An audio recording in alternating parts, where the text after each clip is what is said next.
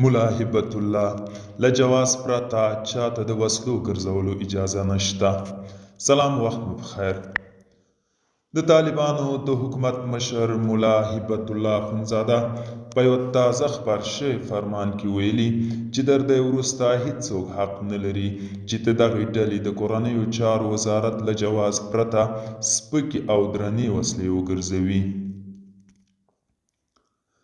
د طالبانو حکومت د کورنیو چارو وزارت ویان عبدالمتین قانع په خپله ایکس پاڼه لیکلي مسؤلینو، مجاهدینو، منصوبینو او عامو هیوادوالو ته خبر ورکول کیږي چې د ملا هبت الله د 1519 ګڼه حکم له مخې مکلف دي چې د دغې ډلې د کورنیو چارو وزارت له اجازې پرته د سپکو او درنو وسلو او مهماتو له ساتنې او لیږ رالېږد څخه ډډه وکړي.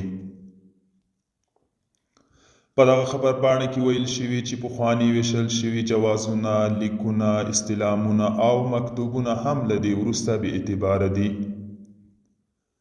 خبرپاڼه کې دغه راز راغلی چې د ملا هبت الله د حکم له مخې د تورو ښیښو لرونکو موټرونو د ګرځولو د جواز کړنلاره تایید او منظور شوې ده.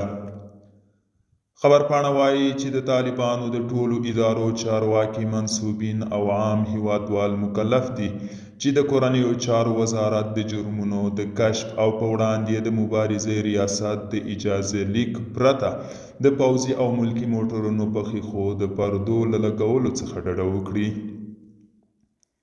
یاده خبرپاڼه کې وړاندې راغلي چې د طالبانو د ملي دفاع وزارت او د استخباراتو ریاست منصوبین چې د دغه حکمونو له مخې په شرایطو برابر وي د خپلو ادارو له لوري ورته جوازونه چاپ او ویشل کیږي.